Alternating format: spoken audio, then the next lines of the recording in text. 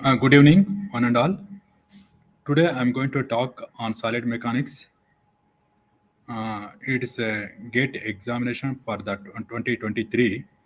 I'm going to deal with the solid mechanics in this one today. We are going to talk about the stresses and strains and their relationship. I am Dr. P. Kamesha, Professor of Civil Engineering with the College of Engineering, Mysuru. Okay.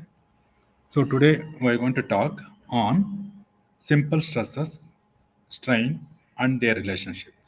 So there are a lot of other chapters will be there.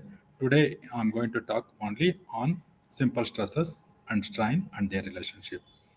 So if you know what are the simple stresses, so we should know what are the different types of loads. Loads can be defined as a set of external load acting on a mechanism or engineering structure. Common loads in engineering application are tension and compression. Tension means it is actually direct pull, that is a force for a lifting hoist or something like that. Compression is a direct push. So example, force acting on a pillar or of a building. Sign convention followed, tension or positive, compression or negative.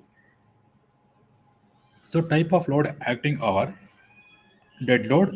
Dead load can be as a static load, that is a non-fluctuating. It is not fluctuating. It is a stationary load acting on any structure. It is caused due to the gravity. Live load due to the dynamic effect. Load exerted by the lorry on a bridge is a dynamic load. It is moving on the bridge. It is having a dynamic effect. So impact load or shock load. It's due to the sudden impact. There may be a bullet or a bomb or sudden impact on any structure. It is a impact load or shock load. Fatigue load or fluctuating or alternating load. That means it will be having both compression tension uh, due to uh, waves in the sea or something like that. It will be having the wind also blowing to and fro. So it will be similar to that one. It will be having the fluctuant load. So when a material is subjected to an external load, the resisting force is a set up within the component. This internal resistance force per unit area is called the stress. So stress, its units of stress will be Pascal, that is a Newton per millimeter square, or it may be kilopascal or megapascal or gigapascal, etc. So 1 megapascal is equal to 1 Newton per millimeter square. So strain. When a body is subjected to some external force, there is some change of dimension of the body. The the ratio of change of dimension of the body to its original dimension is known as the strain. So it is a dimensionless quantity. So there will be tension strain, tensile strain, or compressive strain, or volumetric strain, or different strains will be there. So tensile means it will be a ratio of increasing in length to the original length of the body. So compressive meant it will be a ratio of decreasing length to the original length of the body. So volumetric strain is a change in volume of the body to its original volume. Shear strain due to the shear stress. So, so if you have different types of stresses, there may be direct stress or simple stress, indirect stress or combined stress. So in the direct stress, it will be having both normal stress and shear stress. Normal stress can be again subdivided into tensile stress and compressive stress. Indirect stress it will not be having the direct one. It will be having the torsional stress or bending stress. It will be knowing the indirectly. So that is the one acting as that one. So, so we have here, so different types of stress you see. There is a uniaxial stress. So it will be having only one directional, sigma 1. And if we have both direction, that is a biaxial stress. So that will be having sigma 1 and sigma 2 in both direction. So triaxial state of stress. So sigma 1, sigma 2, sigma 3, all the three directions stresses will be there. That is a triaxial, so uniaxial, biaxial, and triaxial. So what is a tensile means? It will be having the similar to this one. It will be having a tensile stress. So compressive stress, it will be compressive. It will be compressing or pushing inside. It is tensile force will be pulling outside. So types of stresses will be, so also it will be having bearing stress. If any object or any other structure is having laying on a soil or something like that, it will be having the bearing surface. So it will be having the bearing stresses, that is in the contact surface. So another one is a shear stress. So if we have a shear stress, that is force acting parallel to the area concerned. So bearing stress and shear stress. So bending stress is a combination of tensile stress, compressive stress, or and shear stresses. Torsional stress is encountered in twisting of a shaft in a shearing stress. Okay. So simple stress strain diagram if you see here. So what is a tensile stress? It is a tensile resisting force divided by cross section area. So if you have similarly compressive stress is equal to compressive resisting force divided by cross section area. So P by A is the general expression. So shear stress is the tangential force divided by area on which it's acting. That is the one. Okay. So similarly, so what is the strain? That is change in length divided by original length. So change in length may be extension or shortening. So it will be having here. So extension will be there. So this is the one extension. So or it may be shortening. So that is a compressing will be shortening of the member. So in the shear stress, it will be having the shear strain that is in the part of like this theta. Theta will be there. So theta is equal to tan theta. That is equal to delta L by H tan phi. So after knowing all the different types of load stresses and we'll know what is the relation between these elastic constants. The property of a material by virtue of which it returns to its original shape and size upon removal of the load. It's called elasticity. That means if you have a apply a load and it is regains its original position, it is called elasticity.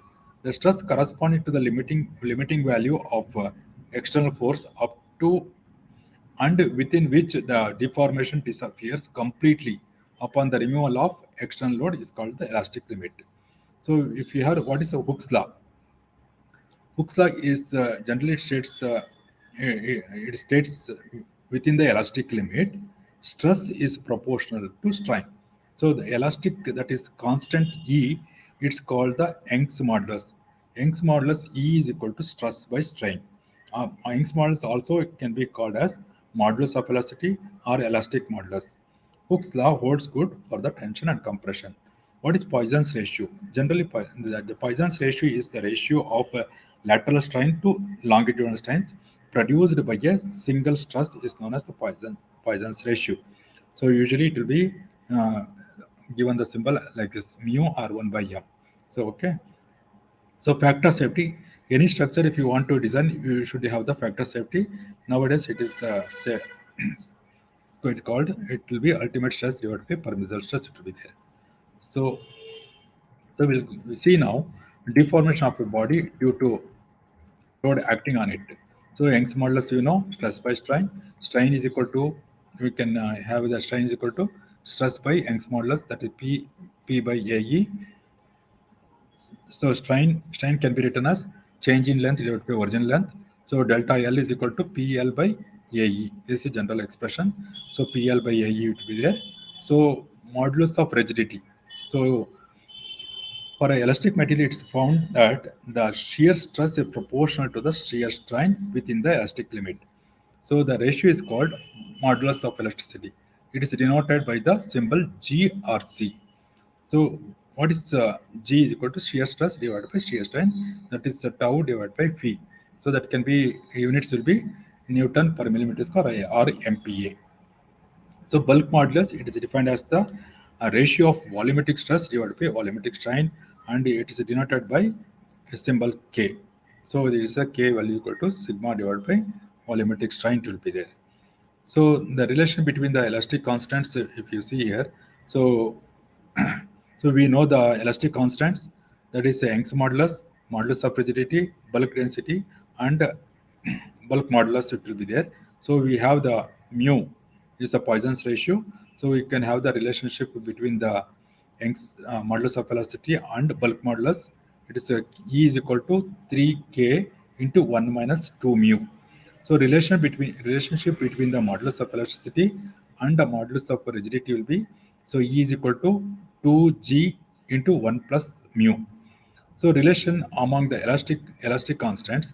So this is the one, E is equal to 9 kg divided by 3k plus g. So mu is equal to, mu can be written as in the different k, g, and this configuration, that is relationship 3k minus 2g divided by 2 into 3k plus g. So stress strain diagram of uniaxial loading of a ductile and the brittle materials. So if you see the ductile material, so stress strain diagram. So this is the specimen we are going to test in a UTM. So it will be having the cross section is a circular cross section, or it may be rectangular cross section. So if you load that one, it will be having the linear range. It will be having the linear stress here. So what will be having, the point A is the point limit of proportionality, or proportionality limit will be there, and point B, that point B will be elastic limit, and point C and D.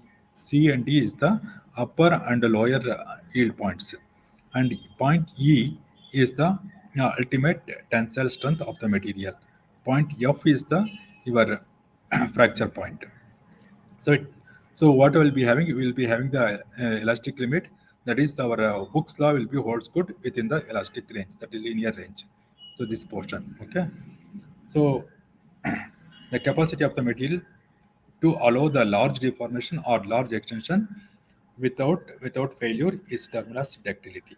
And similarly, the brittle material is the one which exhibits a relatively small extensions or deformations to fracture. So constitutive relationship between the stress and strain, we have seen that one. Young's modulus, that is the one in the Young's modulus is equal to stress by strain.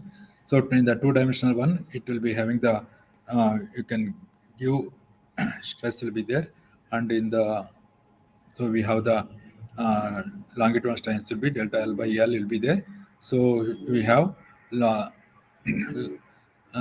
lateral strain delta B by or delta B or delta D by D will be there.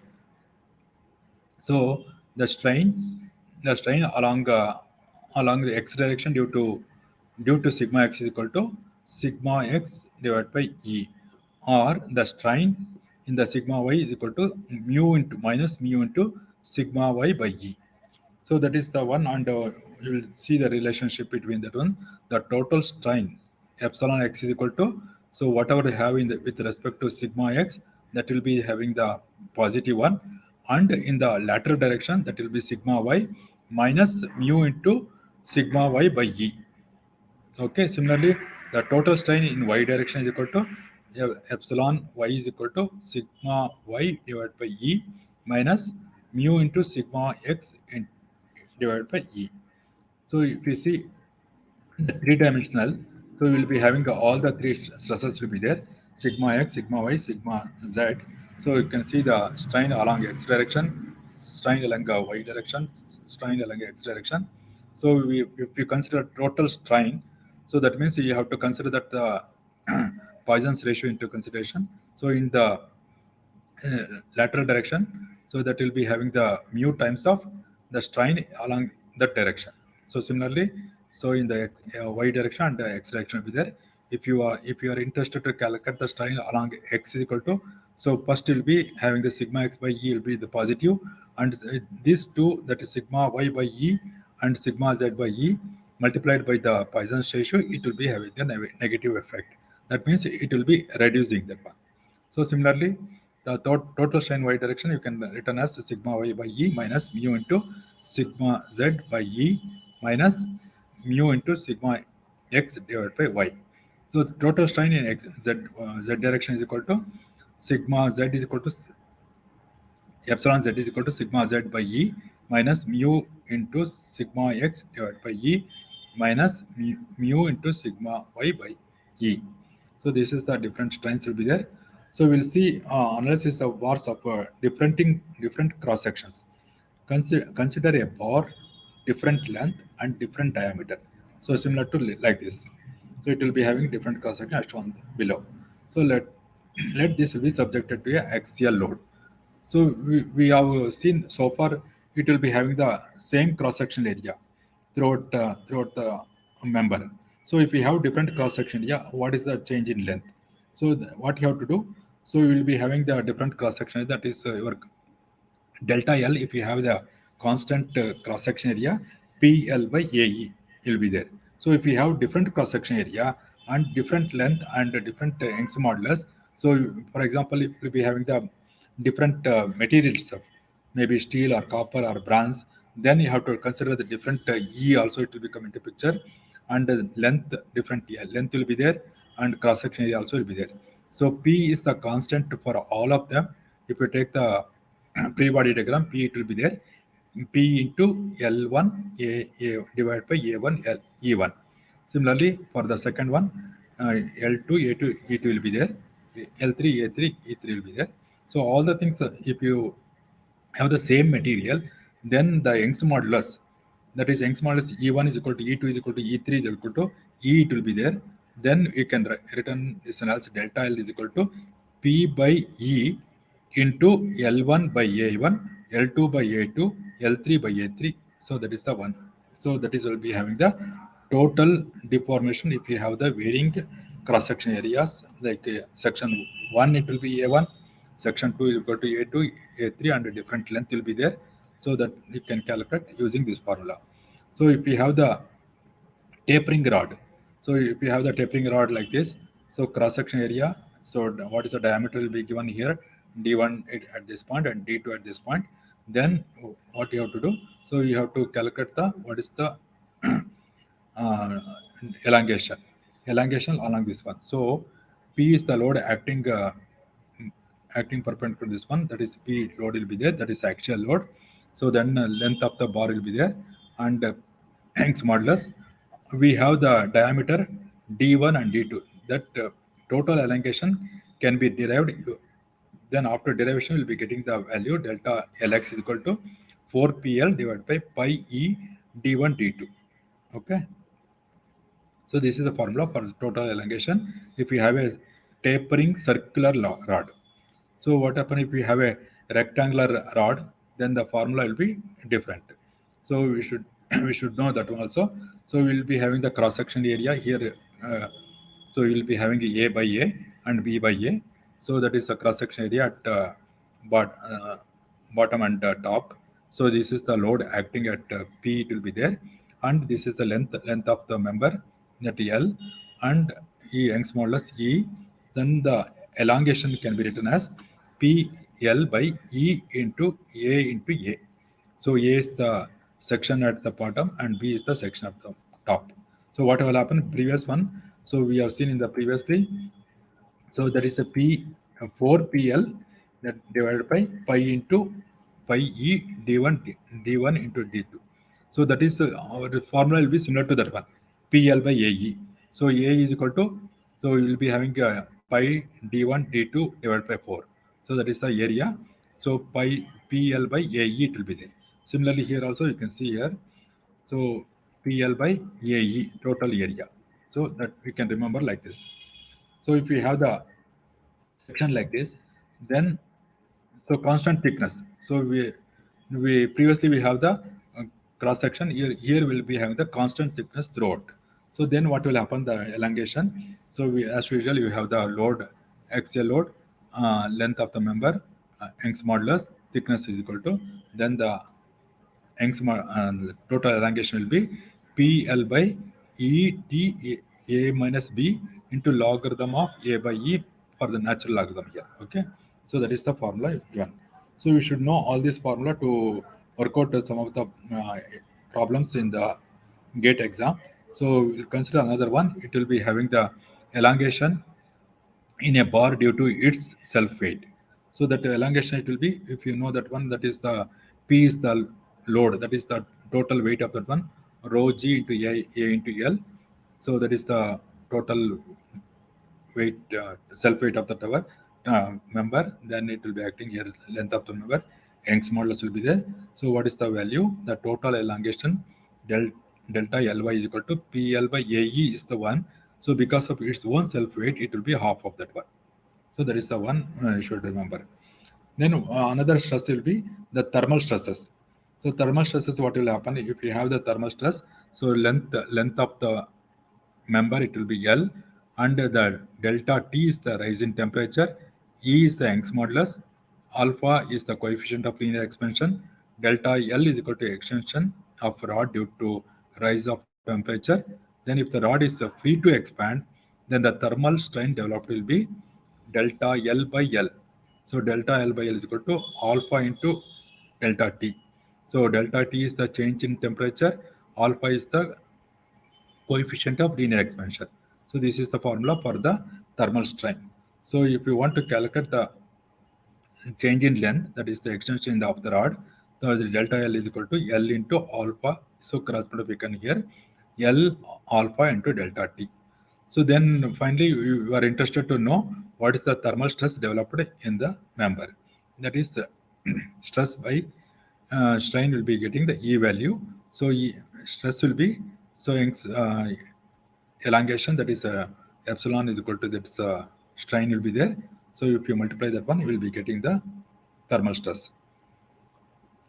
So if you have stress strain as a developed yield points, if the supports yields by an amount equal to delta, then the actual expansion is given by the difference between the thermal strain and delta. So this is the value given here, minus delta will be there. So actual stress will be, stress is equal to L alpha into delta T, L into alpha delta T minus delta divided by L into E it will be there. This is the formula for the uh, thermal stresses, and if the supports yields also by delta. So so we have the another example. This you have to take this also. The compound bar consisting of n bars, each having different length and cross section area. Like this, it will be having the different length and cross section area. So modulus of elasticity will be different, and load also it will be having that one. So each member is have a different material. Let all the member have the common extension. That is common extension X it will be there. So that is important. That is then the load is positioned to produce the same extension in each member. Then the combined E is equal to, so we can give like this, sigma of Young's modulus into area. So that is E1 A1 plus E2 A2 plus etc divided by sigma of A, that is A1 plus A2 A3 etc. So that is the one, it's the combined E. So once if you know the combined E, the stress in the equivalent bar is equal to W divided by sigma A. So strain will be W divided by Young's modulus into sigma A, X by L. The stress by strain is equal to E. So common extension X is equal to WL by E into sigma A. So extension of the single bar it will be there. So that is the one. So if we have the compound bar. So So we'll calculate. We'll see some of the examples appeared in GATE in the previous years. Consider a stepped bar shown like this with linear elastic member and subjected to an axial load of 1 kilonewton as shown in the figure. Segment 1 and 2 have the cross-section area 100 mm square and 60 mm square. Then Young's modulus is equal to the given 2 into 10 to the power 5 MPa, and the other member will be 3 into 10 to the power of 5 MPa, and the length will be 400 will be there, and 900 will be mm, and the strain energy, that is in Newton millimeter, up to the 1 decimal in the bar due to the axial load, due to this axial load. So we'll see how to calculate this one. So we'll be, I want to know what is the strain energy developed in this one. So, for example, here we can see in the element length, we know that load also 1 kilonewton, and delta, what is the change in length? So we can calculate the change in length PL by AE, applying the different length and area. Similarly for the element 2, you can calculate L1. Sorry, this is L2. L2 will be there. L2 is equal to 900 mm. P is equal to 1000 Newton. Then delta 2 is equal to PL2 divided by A into A2. That is, you can calculate delta 2. So after calculating delta 1 and delta 2, the total elongation will be so delta 1 plus delta 2 is equal to point 0.007 millimeter. So then the strain energy we can give, it can be written as half into P into delta. So so what is the strain will be there? So P is the 1 kilonewton will be there. So if you multiply that one, you will be getting 35 kilonewton Newton millimeter. So that is an example for that one. Then so we have another example. So tapered circular rod of a diameter varying from 20 to 10. Here 20 at this point and at this one 10 is connected to another uniform circular rod. This is also circular rod of diameter 10 mm as shown in the figure. Both bars are made of the same material. They are telling the same material. That means Young's modulus is equal to same. So when it's subjected to an load of 30 pi, what is the deflection at the point A? So they want to know what is the deflection at the point A.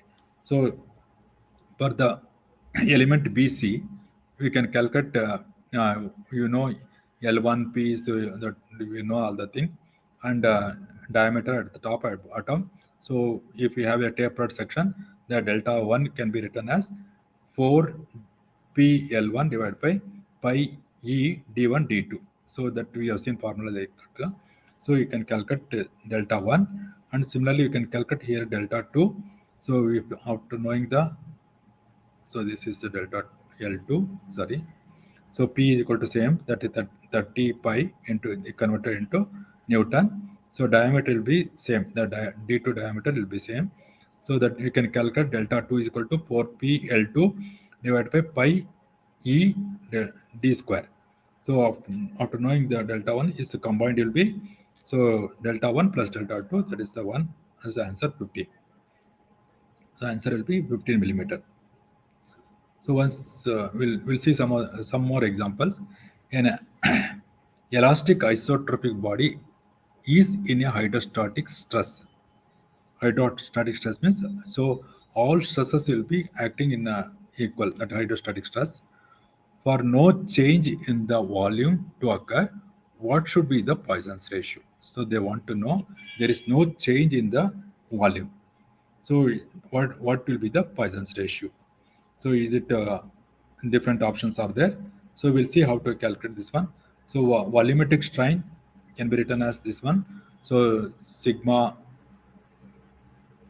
x plus sigma y sigma z divided by 3 into 1 minus 2 mu. So they are given the same material. So E is there. So you can calculate volumetric strain delta V by V is equal to that sigma x plus sigma y plus sigma z divided by 3 into 1 minus 2 mu will be there. So they are telling there is no change in the volume. So the delta V is equal to 0. So that means the delta V is become 0. So either this term should be 0 or that second term should be 0. There are two options. So this cannot be 0 because all the stresses are acting on the hydrostatic state. So these members will not be 0. So either, that's why it should be become this one. 1 minus 2 mu is equal to 0. So once if we calculate mu is equal to 0.5, you're getting. So an elastic bar of length L, uniform cross-section area A, and coefficient of thermal expansion alpha, Young's modulus E is fixed at both ends. So okay, the temperature of the bar is increased by T, resulting in axial stress of sigma. So keeping all the parameters unchanged, if the length of the bar is doubled, the axial stress would be. So what is the axial stress? So they're telling the length only increased. So length is a factor here. If you see here, the thermal strain will be delta L by L. So delta L is equal to L into alpha into delta T. So what will happen if the body restricted from expansion freely, the thermal stresses developed is equal to sigma T divided by epsilon T is equal to E. So sigma T is equal to E into alpha into delta T. So length has no effect on the thermal stress. That means the actual stress in the body is equal to sigma only. So there is no change. Only in the thermal strain we are getting the L value, whereas in the thermal stress it will be independent of length. So there is no change in the stress. So option 1 is correct. So if you see that one number of independent elastic constant in a linear elastic homogeneous material, so we'll see that what is the number of independent component. So if you have it, what they're telling, it's having the isotropic homogeneous. So what is the value? It will be 2 only. So it will be having a, so if you know that one, isometric will be 2, orthotropic 9, anisotropic 21. So we have to select this one. So a metal of length 100 mm is inserted between two rigid supports and its temperature increased by 10 degree if the coefficient of thermal expansion is 12 into 10 to the power of minus 6 per degree centigrade and the Young's modulus is equal to 2 into 10 to the power of 6 MPa. The stress in the body is what? So they want to know what is the stress. Stress is equal to, that is thermal stress. We have the formula alpha into delta T into E. So it's independent of length. So you can calculate that is a 24 MPa. It will be the stress, thermal stress. Then we'll see another problem for an isotropic material. The relation between Young's modulus, shear modulus, and Poisson's ratio is given by. So you have to select the formula. So if you remember all the relationship between the elastic constants, you can immediately select.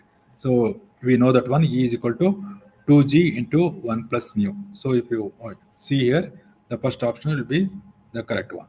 So you can written as, so E is equal to, so G is equal to E divided by 2 into 1 plus mu. Okay. So a rod subjected to uniaxial load with a linear elastic limit, when the change in the stress is 200 MPa, the change in the strain is equal to 0.001. If the Poisson's ratio is 0.3, so what they're given, the change in stress they're given, the change in the stress and change in the strain. So Poisson's ratio also they given. So modulus of elasticity they want to calculate, modulus of rigidity. So how to calculate? So in the rod is subjected to uniaxial load. So that means it will be having the uniaxial. It is in the within the elastic limit. They are given the elastic limit. It will be straight only. So they're telling that change in length, change in stress divided by change in strain. So we know that one stress by strain is equal to Young's modulus. So stress by strain is the Young's modulus. The change in stress divided by change in strain. So we can calculate the Young's modulus like this. Once if you know the Young's modulus, the relationship between the Young's modulus and rigidity modulus, you can substitute here. So we can get the value, the modulus of rigidity. So option first one will be the correct one. So okay. So you should not upset anything. They're given all the things. The change in stress, change in strain, all the things will be given. So we know that one change in stress divided by, that is the stress by strain is equal to this one. If you have the small portion, if you take here, that will be the change in stress divided by change in strain. So you'll be getting the Young's modulus. Once if you know the Young's modulus from the relation of elastic constant, you can calculate the G value. So a rigid body is suspended by 3 rods made up of the same material. So similar to this one, you can see here, subject same material. The area and length of the central bar is equal to 3A and L. And while the 2 outer bars are 2A and 2L. So here A and 3A, okay, respectively. If if a downward force of 50 kilonewton is applied to the rigid body, the force in the central and each of the outer rods will be. So they want to know what is the force in the central and each of the bar. So what you have to do? So we have the equilibrium equation. So 2p here, p01 is here, p01 is here. 2 times of p0 plus pc is equal to the downward force. This upward force will be there. So first relation will get, and you can calculate the elongation. That is elongation due to this member is equal to elongation due to the central member. So it will be having the different cross section area, different length, and a different. If you have the electricity also, okay, area will be different. So you can calculate the another equation. So using this one, you can equation 1 and 2 you can solve and you can calculate the PC and P0. So okay, so you can see here the third option will be the correct one. So shear strain will see a material and the state of plane strain, a 100 by 10 by 10 millimeter square centered at a point gets deformed as shown in the figure. Okay, similar to this one. If the shear strain, that is the gamma xy at the point, is expressed as 0.001 k in radians, the value of k is they want to calculate what is the value of k. So how to calculate that one? They are given different options. So here you see shear strain is in an element is the positive when the angle between two faces is reduced, and negative when the angle is increased. Hence here, since the angle is increased, see here the angle is increased, so shear strain will be the negative. Okay, so we have the formula. So gamma xy is equal to so we'll be having, this is the one 0.0005 radians. So that's equal to what they have given here. The shear strain is equal to 0.001 k. So k value will be the minus 0.5 will be coming. So answer D will be the correct one. So if you take some more examples on biaxial loading cases. So here plane stress is situated as shown in the figure. The maximum shear stress and the plane on which it acts are, so they given sigma x, sigma y, both are equal. So what will happen? The different things will be there. So they want to know what is the maximum shear stress. Maximum shear stress you want to know. So this is the one equation you will be knowing, that is tau theta at any point is equal to sigma x minus sigma y by 2 into sine 2 theta plus gamma xy into cos 2 theta. So if you substitute here, this will be no shear stress. So only have the normal stress. Both are equal, so it will become 0 in all directions. So okay. So angle, the third one will be the in all direction will be getting.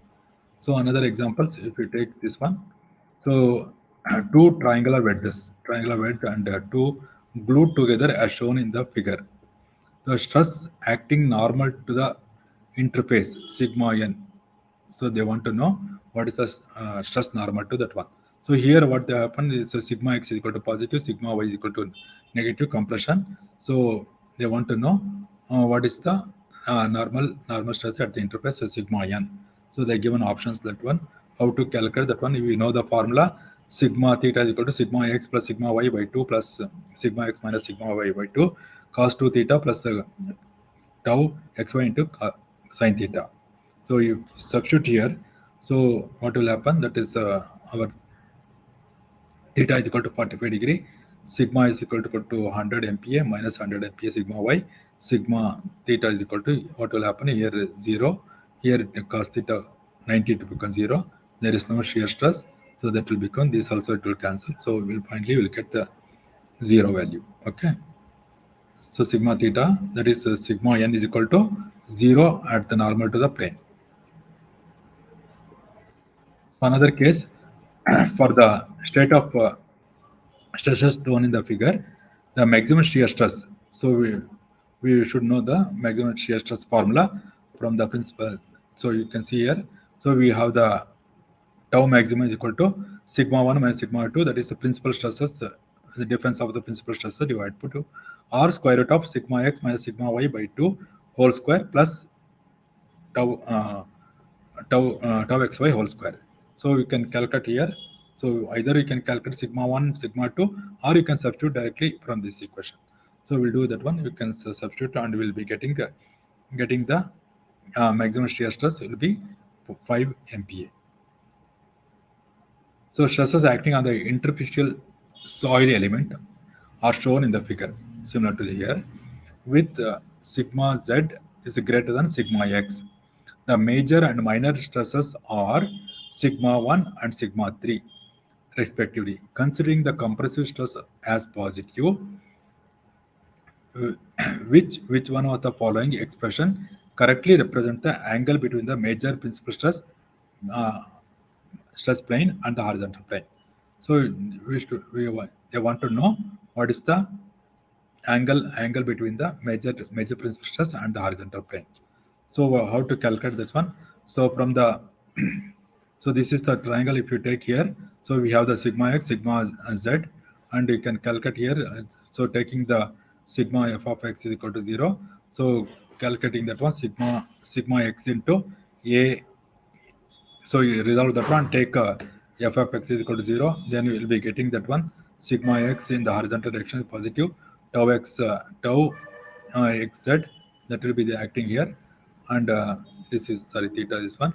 So divided by cos theta is equal to sigma 1 into AC sin theta by cos theta. So divided everywhere cos theta. So all the component you have taken along the x direction, that is sigma x is equal to 0. So we will be getting the tan theta is equal to tan inverse of tau zx divided by sigma 1 minus sigma x. That is the answer. This is the one we will be getting. Another problem we take. So state of stress, the major principal stress is equal to 10. So shear stress tau xy is, so they wanted to calculate what is the tau xy. So we know from the formula is this is the principal stress, major principal stress they given. So substitute here all the sigma x, sigma y, and we need to calculate what is the tau xy. So it will be coming 5. So answer will be 5 MPa. So there are the major and minor principal stresses at the point is given 3 MPa and minus 3 MPa respectively. The maximum shear stress will be, so you know the formula, directly you can calculate sigma 1 minus sigma 2 by 2. So we'll be getting the answer 3 MPa. So a small concrete cube is submerged in a deep in still water in such a way that the pressure exerted on all the faces of the cube is P.